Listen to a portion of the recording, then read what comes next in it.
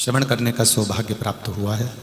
पूर्ण ब्रह्म परमात्मा भगवान शिव जो संपूर्ण विश्व का कल्याण करते हैं, संपूर्ण जगत का उद्धार करते हैं, ऐसे बाबा देवाधिदेव महादेव कथा का मुख्य यजमान पद श्री शिव महापुराण कथा समिति मालेगांव, जो इस पावन कथा को आयोजित कर आप और हम सबको ये मौका मिला है शिव महापुराण की कथा श्रवण करने का। मुख्य यजमान के पद पर श्री दादाजी दगड़ू जी भूसे, मंत्री जिला महाराष्ट्र सरकार, जो नित्य आनंद से इस पावन कथा का रसास्वादन कराकर संपूर्ण विश्व का कल्याण कर रहे हैं। आज बहुत ज़्यादा संख्या में आप लोग आए हुए हैं, लाखों लाखों समुदाय आनंद में आप सब यहाँ विराजित हैं। बाबा देवाधिदेव महादेव से यही प्रार्थना है कि आप जिस भाव से, जिस हृदय से भगवान शिव की पावन कथा को श्रवण करने पधारे हैं, बाबा देवाधिदेव महादेव आप सभी की मन की कामना को पूर्ण करें और आप नित्य सत्संग करते रहें। एक मनुष्य की जो देह है, मानव का जो शरीर है, बड़ी विनती से, बड़ी मन्नतों से प्राप्त होता है। माता के गर्भ में भी उल्टे लटके रहे, भगवान से प्रार्थना करते रहे कि हमको इस मनुष्य की देह को आप इस गर्भ की कैद से बाहर निकाल दो। तब कहीं उस परमात्मा की कृपा हुई, दया हुई, उसकी उदारता हुई, उसकी करुणा हुई और माँ के गर्भ से इस मनुष्य की देह का फिर जन्म हुआ। कितनी विनती कर कर, कितना निवेदन कर कर, कितना प्रार्थना कर कर ये मानव की देह मिली।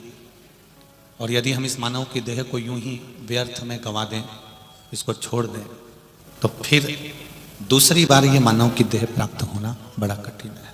एक मौका आपको मिलता है कि जाओ जरा ये काम कर कर आओ। वो मौका मिला आपको कि आपको ये काम करना है, आपको ये काम करके आना है। और यदि आपने वो काम नहीं किया, आपने ये मौके का उपयोग नहीं करा, आप अगर नहीं पहुंचे उस कार्य के लिए, ठीक नहीं बैठ पाए आप उस कार्य के लिए, तो फिर दूसरी बार आपको वो काम कोई नहीं बताएगा कि आप ये करो। एक सरल भाषा में समझिएगा जरा, आपने किसी कंपनी को कोई काम दिया और वो कंपनी यदि आपका वो काम नहीं करती है, तो दूसरी बार आप उस कंपनी को काम दोगे क्या?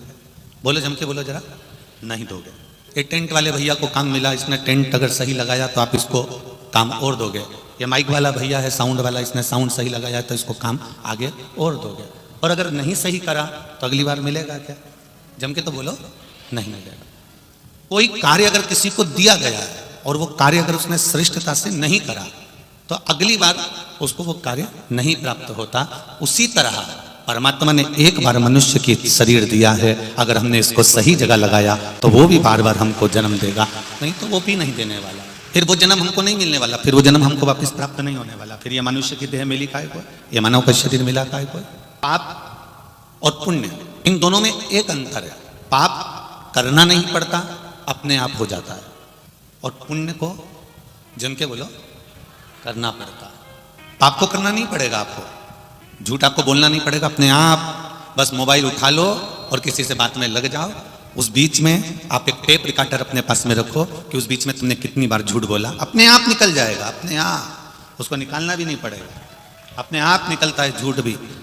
पाप करना नहीं पड़ता है, अपने आप हो जाता है। झूठ, प्रपंच, छल, बेईमानी, कपट, ये सब अपने आप हो जाते हैं। पाप के पास जाने के लिए आपको सोचना नहीं पड़ेगा, आप स्वयं पाप करने के लिए वहां तक पहुंच जाओगे। पर जब आप पुण्य करने की बारी आएगी, तब आपको 50 बार सोचना पड़ेगा, क्या मैं इसको घर में बुला के भोजन करा दूं, क्या मैं इसको पानी पिला दूं। 50 बार विचार करना पड़ेगा, क्या मैं मंदिर जाऊं कि नहीं जाऊं, क्या मैं भजन करूं कि नहीं करूं, कीर्तन करूं कि नहीं करूं, मंत्र जाप करूं कि नहीं करूं। पुण्य करने के लिए 50 बार सोचना पड़ता है, पर पाप करने के लिए बिल्कुल नहीं सोचना पड़ता। पाप अपने आप व्यक्ति कर बैठता है, और पुण्य करने की जब बारी आती है तो 50 बार सोचता है कि करूं कि ना करूं। दुकान जाने के बाद वापस घर आते हो, नौकरी करने के बाद वापस घर आते हो, सब्जी लेने के बाद वापस घर आते हो, सामान लेने के बाद वापस घर आते हो। शिव महापुराण की कथा कह रही है, अगर हमने जिंदगी का एक नियम ऐसा बना लिया कि जैसे दुकान गए तो वापस घर आए, बाजार गए तो घर आए, नौकरी पर गए तो घर आए, उसी तरह एक नियम बना लो कि मैं पाप करूं चाहे पुण्य करूं, मैं भी एक घर है मेरे महादेव का, उसके दरवाजे पर जरूर जाऊंगा। हम पहले भी कथा में कहे, आज फिर आप लोगों से कहते हैं, जितने लोग आस्था चैनल पर सुन रहे हैं, फेसबुक यूट्यूब पर सुन रहे हैं, पुण्य श्री शिव महापुराण की कथा इस मालेगांव की पावन धरा से चल रही है। आप अपने स्थान पर बैठकर जो कथा सुन रहे हैं, एक बात का स्मरण रखना, बच्चा यदि नाली में गिर जाता है, गटर में गिर जाता है, कीचड़ में गिर जाता है, खड्डे में गिर जाता है, लोग उसको निकाल देंगे पर उसके कपड़े नहीं बदलेंगे। बदलेंगे क्या? नहीं बदलेंगे। लोग उसको गोदी में बिठाएंगे क्या? नहीं बिठाएंगे। लोग उसको गले से लगाएंगे क्या? नहीं लगाएंगे, क्योंकि वो गटर में गिर गया, वो कचरे में गिर गया, वो खड्डे में गिर गया। पर बच्चा खड्डे में गिरा, पूरा कीचड़ में लदा लूम है, पूरा गटर के पानी में, बेकार पानी में लदा, कपड़े बेकार हो गए हैं, और अगर वो माँ के पास पहुंच गया, पिता के पास पहुंच गया, तो माता पिता उसके कपड़े नहीं देखेंगे, सबसे पहले उसको गले से लगा लेंगे कि मेरा बेटा आया है, कि मेरा पुत्र आया है। माता पिता उसको अपने हृदय से लगा लेंगे कि मेरा ये पुत्र आया हुआ है। उसको कपड़े नहीं दिख रहा है, उसको अपना पुत्र दिख रहा है, उसको अपना बेटा दिख रहा है। उसी तरह जैसे गटर में पड़े हुए बच्चे को माता पिता गले से लगा लेते हैं, उसी तरह से पाप कर्म में अगर कोई लिप्त भी हो गया है, तो भी अगर वो शिव की शरण में गया है, तो शंकर उसको गले से लगा ही लेते हैं, शिव उसको गले से लगा लेते हैं। एक पत्र, इसको पत्र लिखने के लिए कोई कागज नहीं मिला, इसलिए पत्तल पे लिखा है।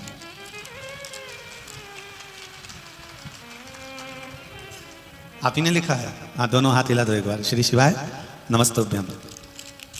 पत्तल पे पत्र लिखा है, उसमें लिख भी दिया, मेरे पास में कागज नहीं था, मैं जब मालेगांव पहुंच गई तब मुझे पत्र लिखना था और मैं घर पे लिखना भूल गई थी, इसलिए यहां से पत्तल मांग के लिख दिया है। मैं रत्न किरण पाटिल जलगांव महाराष्ट्र से आई हूं गुरुदेव। मेरा मन का अनुभव और मेरे परिवार का अनुभव बताना चाहती हूं। मेरे पति किरण पाटिल गलत आदतों में लग गए थे, बहुत ज्यादा परेशान थे, व्यसन में, मदिरा आदि सभी कर्म में डूब गए थे, मैं गलत चीजों में वो पड़ गए, मैं बड़ी परेशान थी। इतनी तकलीफ जीवन की मैंने कभी जिंदगी में नहीं देखी कि इतनी गलत आदत में कैसे पड़ गए। पशुपति व्रत करना प्रारंभ करा, देवाधिदेव महादेव से विनती करना प्रारंभ करी, शिव जी पे चढ़ा हुआ जल रोज एक लोटा चढ़ाती और लाकर उनको दे देती। बाबा की कृपा से आज बाबा ने उनको संभाल लिया और गलत आदत से बाहर निकल गए। ये मैं बाबा को प्रार्थना करती हूँ। साथ में आए क्या? अच्छा, साथ में आए। पाटिल जी बहुत बहुत साधुवाद, जो देवाधिदेव महादेव की इस पावन कथा का असर आपको हुआ और आपके सुधरने से आपका परिवार सवर गया और आज इतनी खुशियां आपके परिवार में आपने दी है। केवल आपने व्यसन को छोड़कर, गलत आदतों को छोड़कर अपने परिवार को जो खुशी दी है, वो खुशी का ठिकाना तो मेरा महादेव भी नहीं जान सकता। इतनी खुशी आपने अपने परिवार को दी है। बहुत बहुत साधुवाद, जो आपने अपने दिल की बात कहने में, और पाटिल जी आपको भी अपनी गलती बाबा के सामने प्रस्तुत करने में कितना सुंदर भाव आपके सामने आया, उसके लिए साधुवाद, बहुत बहुत साधुवाद। बैठिए। हर हर। जानकारी अच्छी लगे तो चैनल को सब्सक्राइब कीजिए।